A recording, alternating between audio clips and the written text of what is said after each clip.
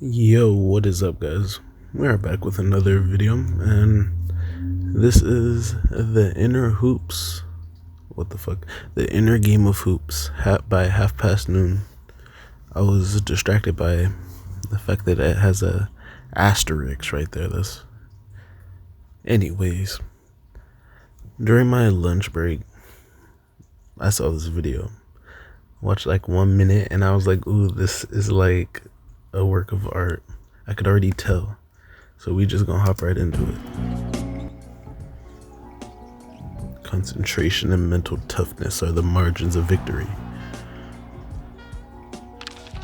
We trust our senses to form our perceptions. What we can't perceive, we struggle to comprehend. In the case of basketball, we understand the game through what we can see. We examine the skill, we dissect the strategy, and we marvel at the athletic feats. But beneath the surface is a hidden world, an endless chain of cause and effect, a test of mental resilience that stresses the fabric of your spirit. It's not about how many combos you could string together or how refined your footwork is. It's your ability to think on the fly, to take a punch and respond. Whether your knees are wobbling or you're standing solid, when the game's in the balance, momentum mounting, and fans rising, how do you tune it out and how do you push on? It's in those quiet moments when your breath is the only sound and your world blurs that we see the essence of competition.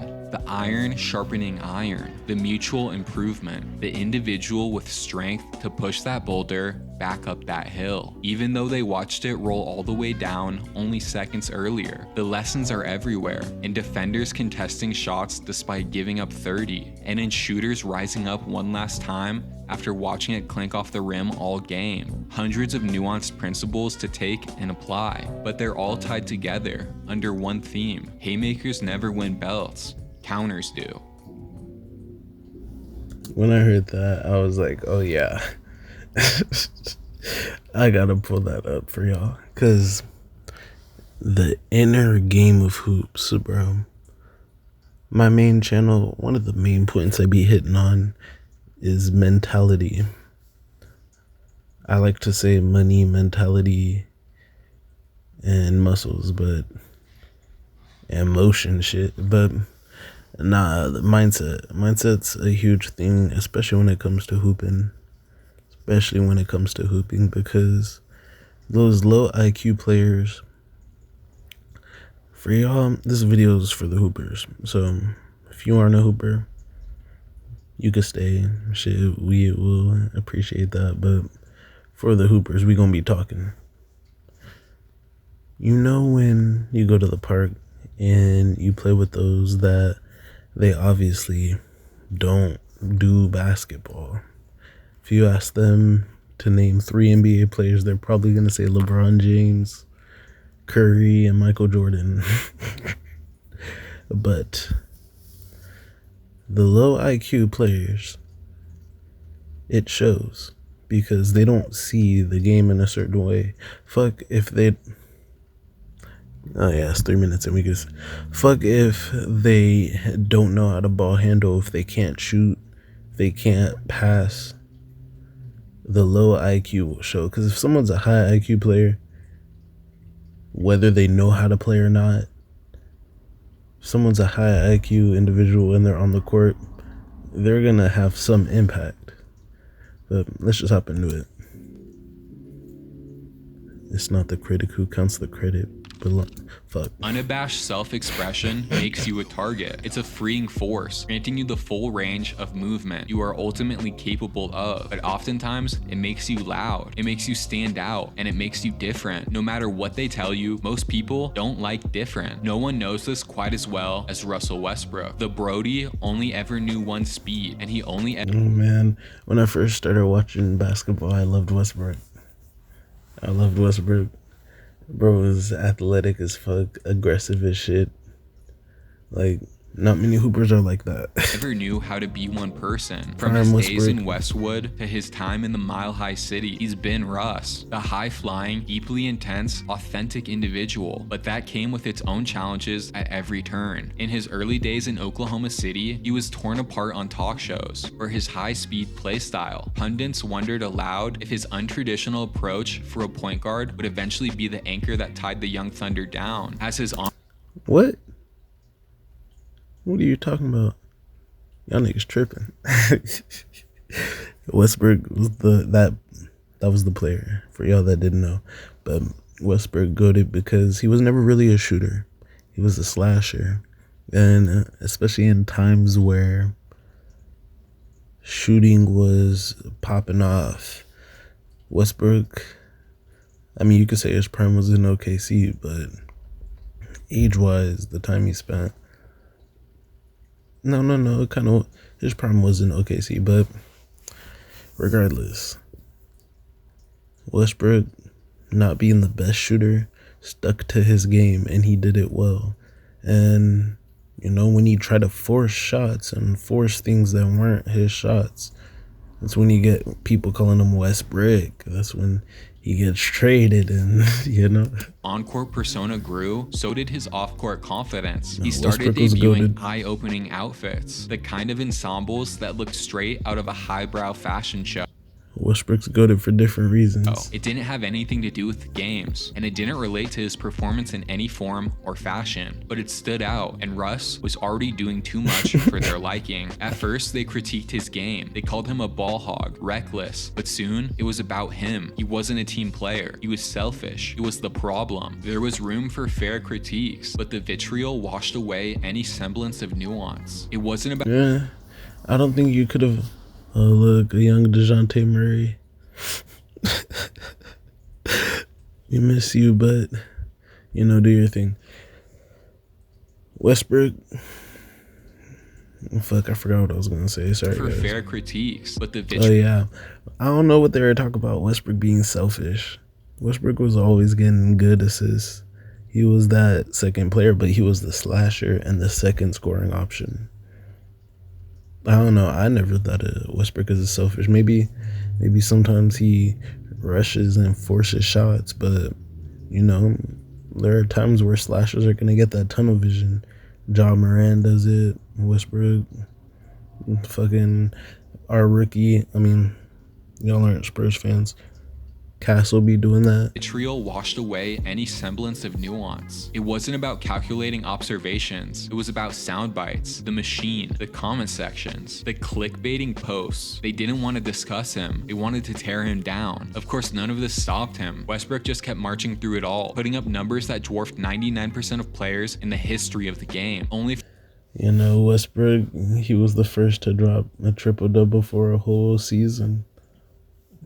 That narrative alone, they had to give him the MVP. for people to shout back what he wasn't and dismiss what he was. Eventually, that OKC era came to an end, and after a couple of brief stints in Washington and Houston, Russ was back in Southern California under the biggest microscope in the league. Beside LeBron and AD on the Lakers, Westbrook was expected were to his be the best missing moments. piece, to carry the offense in spurts and ease defensive pressure with some timely playmaking. Unfortunately, the fit just wasn't right. The three-point revolution had already swept the league, and LA's spacing just wasn't up to par. Westbrook was not gonna help. That wasn't his game. It never had been, but that didn't matter. He was loud. He was You know, yeah, I'm never gonna say I told you so, or I'm not never gonna say never, but for y'all watching this future reference, I'm never gonna say I told you so. I'm just gonna pause the video. You know, I'm just gonna be like, hey, I said it earlier. expressive, and he was struggling. Scapegoating has never been a science, just a knee-jerk reaction. Russ was dragged through the mud, plastered on social media as the epitome of a shot chucker, stat patter, whatever high engagement keyword they could put next to his name. They did. They buried him before he could even get a word in. His next stop was just down the street, and even after a revitalized stint with the Clippers, the narrative didn't change. No one cared that he was doing what he was brought there to do, to provide energy, to be a Yeah, supplementary playmaker to make a play when the time and the place called for it. Maybe he wasn't the triple-double averaging MVP he once was, but he had adapted, accepted a smaller role, and embraced his identity as a team player. Everything we all real quick, I like to look at players for their personality. Cause Paul George, what the fuck? What Paul George? No, Jimmy Butler. Jimmy Butler's always been considered that. Oh, he's toxic to the team, but he's that type of player that he wants to win. He's a fighter. He's gonna go out and compete. He's a competitor. Westbrook is also that. He's not just gonna roll over and let someone win.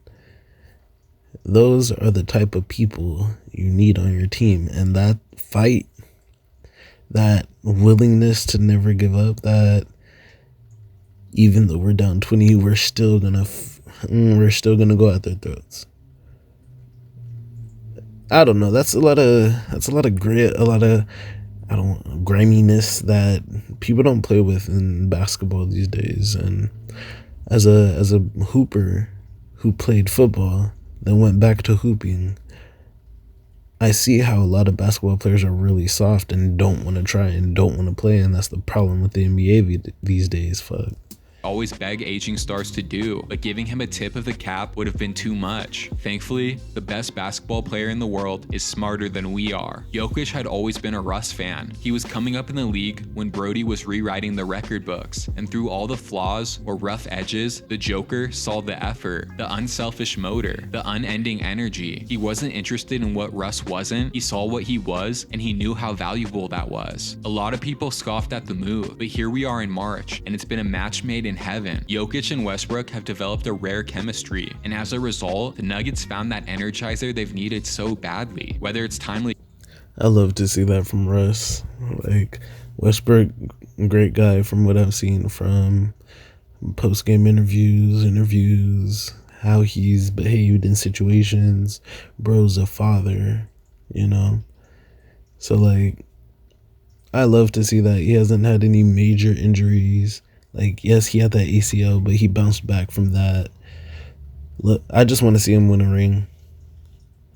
I don't know if he won a ring. I don't know. I have not been keeping up with the NBA, but Westbrook, great hustle, fight, the will. And, you know, that's a lot of things you're going to see from those who are top defenders in the league, those who are just scrappy. Like, it's the intangibles, and that's what Jimmy Butler provides. That's what Westbrook and shit, even Chris Paul to a degree. I guess you could say Chris Paul.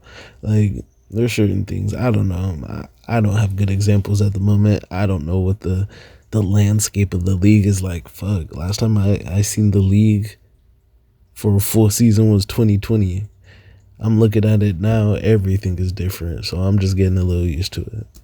cuts, pinpoint entry passes, or intelligent throw-aheads. Russ knows how to play the game, and Jokic knows how to make it easier. He still isn't the Westbrook he once was. He wears number 4 now. He comes off the bench. His triple-doubles are few and far between, but he is what he's always been, a winner. He fights, he struggles, and he gets back up every single time. The world won't always open up to you. Sometimes it'll seem cold and closed off, even when you've done everything right, when you followed the steps and methodically executed the plan. But you know your strengths, your superpowers, and your story. You know what a fair critique is and what a personal attack is, and only one of those is substantial. The other should be swatted away and ignored. It isn't easy to be you, and unfortunately, most of the time it won't, but it's who you are, the mosaic of all the people that influenced you, all the environments that impacted you, and all the cultures that raised you. Where it Not gonna lie, this IQ thing, it goes beyond just basketball. It goes for life too. A lot of it can be applied for life. A lot of it will only be for sports, but playing to your strengths, playing your game, knowing what you can do, and not trying to go out of it unless you think you can.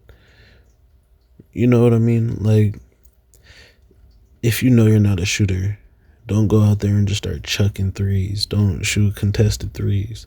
If you're wide open, shoot a three. If you don't shoot, they're going to sag off you, and that just ruins the spacing. So you better shoot. That's why it was Westbrook's problem that he wasn't shooting. But regardless, if you try... Okay, a high IQ player knows their strengths. They know their weaknesses. They're smart enough to know what they should do, what they shouldn't do, what they can do, and what they can't do, what's above their means. And they're going to play to their strengths. So all the cards fall into place. If Westbrook was out here trying to... I don't know, Westbrook could do a lot. He's pretty versatile. Like me personally, I like to be versatile. And I just think a smart person would be versatile. Like, I think if you're a nerd and you don't work out, you're not smart. Do you know what I mean? Like, if you're... Bro, a smart person would be like, this is my physical body. I need to maximize its capabilities. Or at least bring it up to a level that's valid, Like, you call yourself smart, but you're not smart enough to know being able to easily lift 20 pounds would increase your quality of life. But that's not what we're talking about. That's a whole different point, why nerds can't be buff and shit. But stereotype stigmas, high IQ players don't force shit. When you hoop, know your strengths, know that you got teammates, don't force shit. But another thing to IQ is just knowing the game, knowing what's available. Like, if you think, oh, I can only pass, I can only dribble in a straight line, or try to break down my defender. If your game is that basic, then you're not going to be getting that many looks. You're not going to be getting that many open shots. But if your game is a little more advanced and you're like, okay, I can set an off-ball screen, which would force the defense to move a certain way, and I pop out this way. If my man rotates, then I fill in this. You know what I mean? You probably don't, because you're not a high IQ player, but the high IQ players would know what I mean. And one thing that changed my basketball experience was, honestly, basketball YouTube videos. Like, ones that broke down the court, broke down players' vision of the court, broke down how passes and the defense reacts. Because to be a good defender, you need to know how the offense works, and vice versa. Like, to be good on offense, you got to know how the offense reacts to you. So all that says, if you want to be good, you got to have a decent amount of IQ. Wear it proudly right in the middle of your chest. Like, how many people do you know are just dumb as fuck but good as shit? They're not taking good shots. They're not, like, not many people are like that.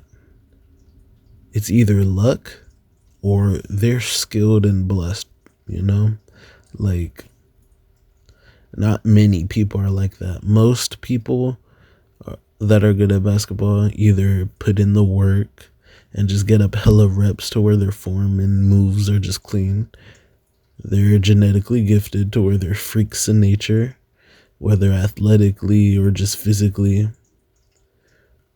or they're just smart.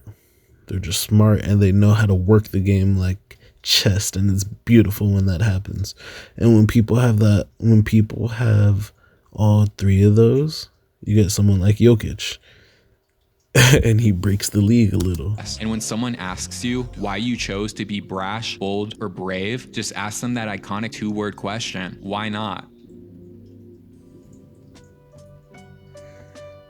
I'm not going to try to read them. He doesn't leave them on the screen fast enough. After acquiring the big Spaniard in a trade from Memphis, title hopes were reignited in Hollywood for the first time since Shaquille O'Neal Paul Gasol was a Spur. Walked the streets of Rodeo Drive. How was everything the Lakers needed? A cerebral power forward with the IQ to match. Hey, and I want y'all to peep. Paul Gasol was one of the first European people to play, like, to be a star in the league. I know we got Ginobili and Tony Parker, I don't think that's Parker. That could be Parker, but they were European. But what I've seen is in America, we hoop like shit.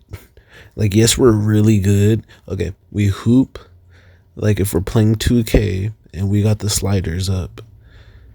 Everybody else hoops like they're playing and they need to play smart basketball because their sliders are on Hall of Fame difficulty.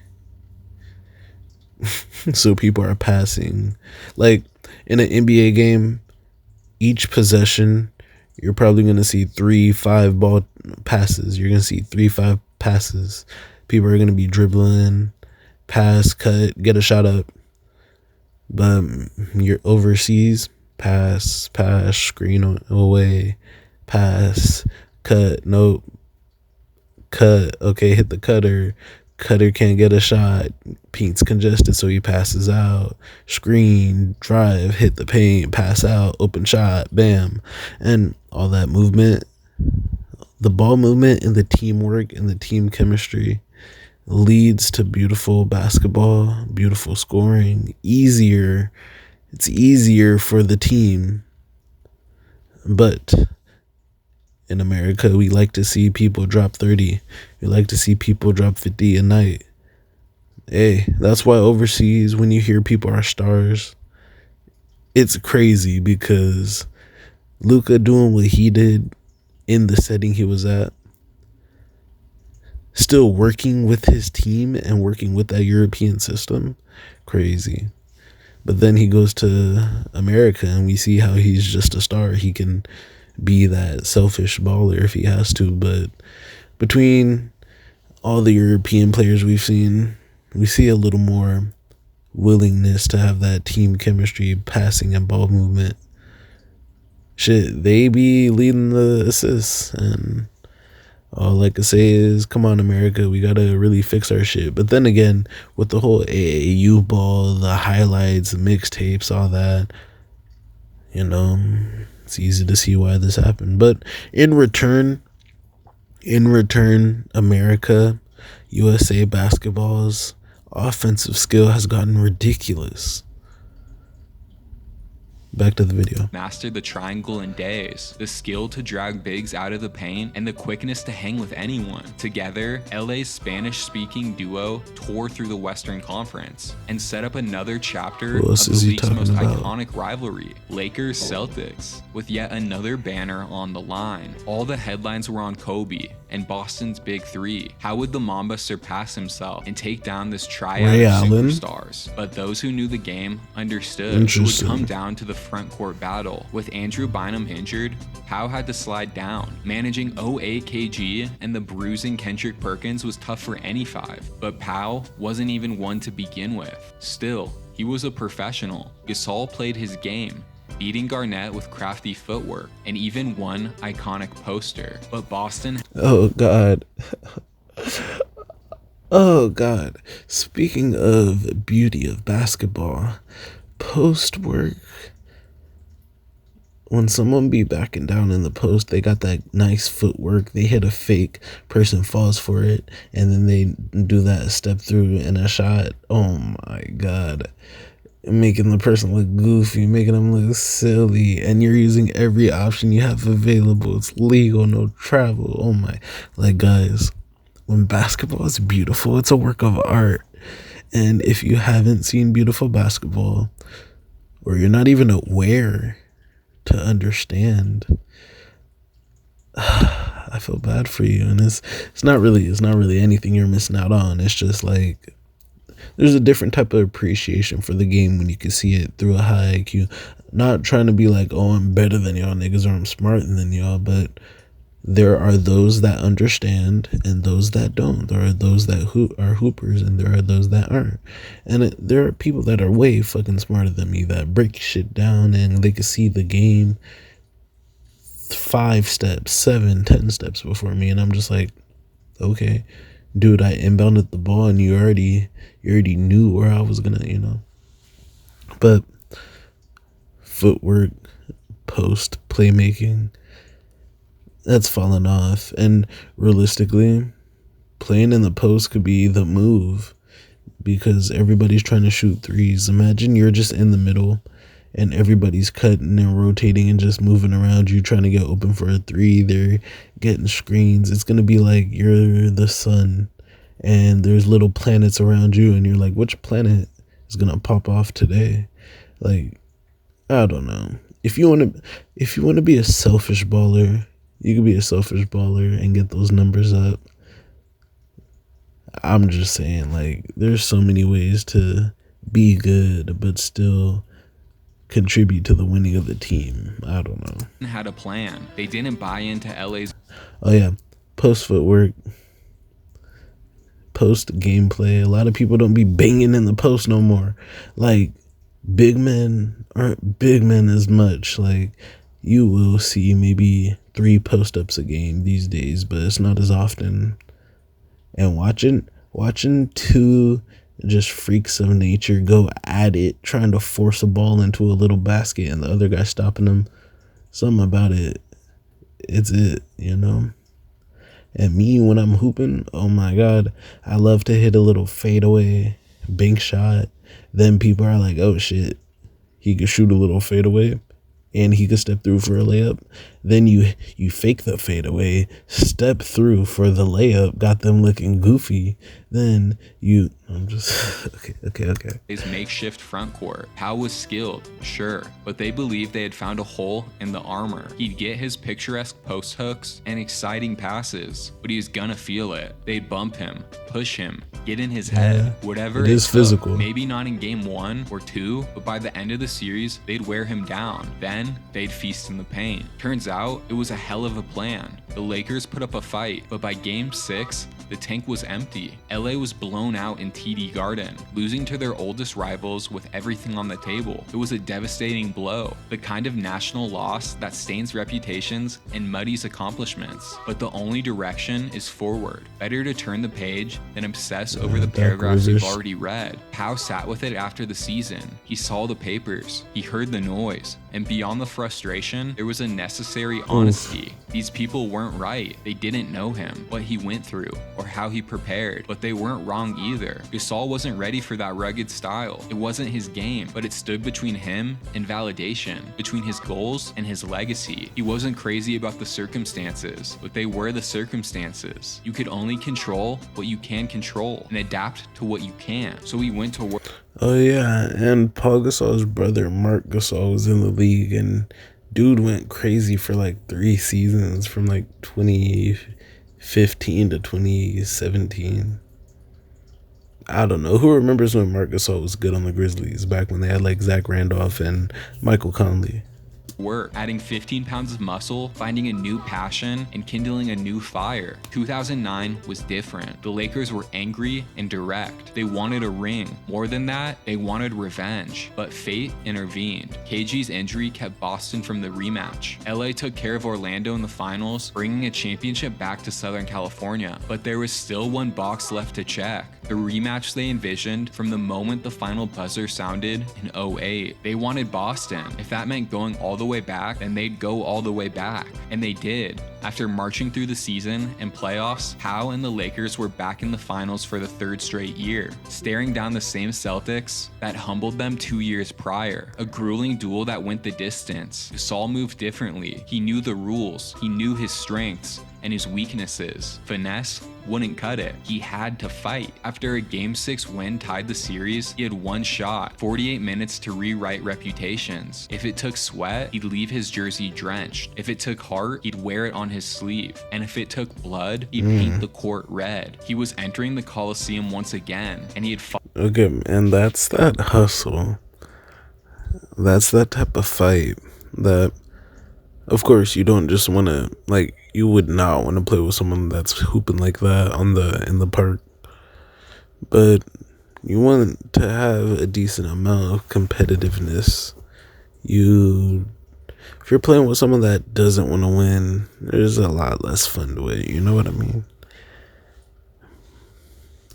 fought this lion before. It was tenacious, unforgiving, and rageful. He knew what he had to do and understood the difficulty tied to it. Then he delivered a masterpiece: 19 points, 18 boards, and 2 blocks. A sonnet to grit, a devotion to toughness. He jostled for position, pushed opponents aside, and played through grabs and pulls like they were just part of the game. These weren't his rules, but they were the ones being played, so he found a way. You couldn't call him soft anymore. Self-reflection isn't easy. It means confronting the uncomfortable, stripping away the protections we view ourselves through, and being truthful about what we see, pushing past the instinct to flee, and remaining steadfast in the possibility of improvement. How didn't want to admit they were right. No competitor does, but he knew there was a truth within their reduced portrait, and he knew in order to clear that hurdle, you had to accurately measure it. You can't get anywhere unless you acknowledge who and where you are. Yeah, and sometimes you gotta acknowledge those weaknesses. I couldn't shoot for shit. Athletic, could get to the hoop, can't finish layups, but also couldn't shoot for shit. Mid-range, for some reason I could knock down mid-ranges, but I could not knock down a 3 for my life. Hit the courts one day, just started popping it from half court. I'm like, eventually, if half court could be okay, the 3 can be a breeze. Now I could knock down a 3. Simple. Then once I was able to knock down a normal 3, I started to look at my mechanics and broke it down from there. And now in my overall game, I could slash. But you can't just stand at the paint and wait for me anymore. I can knock down that shot if you leave me open. So that expands my game to a whole nother level. And when I'm getting those good shooting games where I'm feeling it, you gotta step up on me, because I will just shoot because I know I can shoot from deep.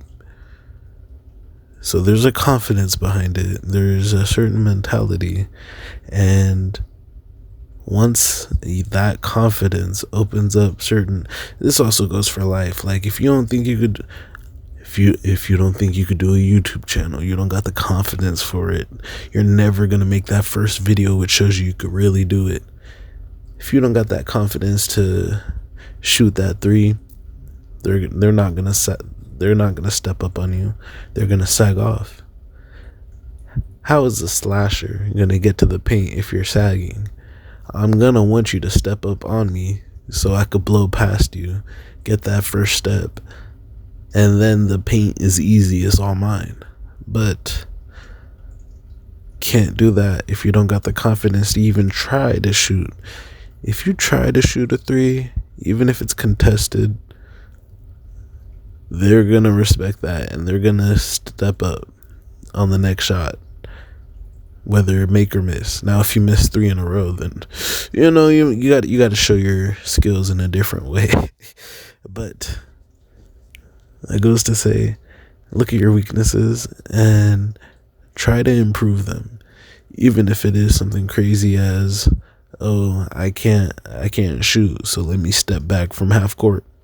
Now, me personally, it's different for everybody. I'm strong enough to shoot from half court. So all it was for tweaking a few things when I got closer. But besides the point, back to the video. Actually, that's where we're going to end the video. Next, he's talking about Ray Allen. If you want to see the rest of that, this is noon. He dropped this video 11 hours ago, so y'all might be seeing this on Wednesday, because I don't like to drop videos close to when people drop, But this is a niche for the hoopers. I think I'm gonna get like 20 views. So y'all that are here, fuck with me in the comments. Tell me what's up. Let me know something about hooping, anything. Let me know. Here's what I want y'all to do. For y'all that are hoopers, for y'all that aren't hoopers, let me know. Just be like, hey, I'm not a hooper, but I'm here. I fuck with you. For y'all that are hoopers, let me know that moment when your hooping IQ just wow, when you had that second awakening with your basketball IQ. Because like I said earlier, for me it was when I saw these basketball YouTube videos and I realized, wow, there's all this, there's a lot more I could do. There's Euro steps, there's hop steps, there's step throughs. I already knew jump stop and stuff, but there's all these rules that if you learn and you could play around them, you could do anything you want. So now it's literally like dancing. As long as I could control the ball and make my shot, it's like dancing and it's fun. Like, I don't know. That's why I like it. and when you're in that dance with someone else, they're putting good defense on you. You're getting to your spot and still being able to get up your shot. Oh, it's great. It's like a little symphony, But let me know your moment when you, or shit, let me even know when you've seen someone else with just straight ridiculous basketball IQ, where you were like, dude, where do you study this shit? But yeah, if you want to see the rest of the video, link in the description. If you want to see more of my videos, shit, check the description or see what's right here. Anyways, I'll see you on the next one.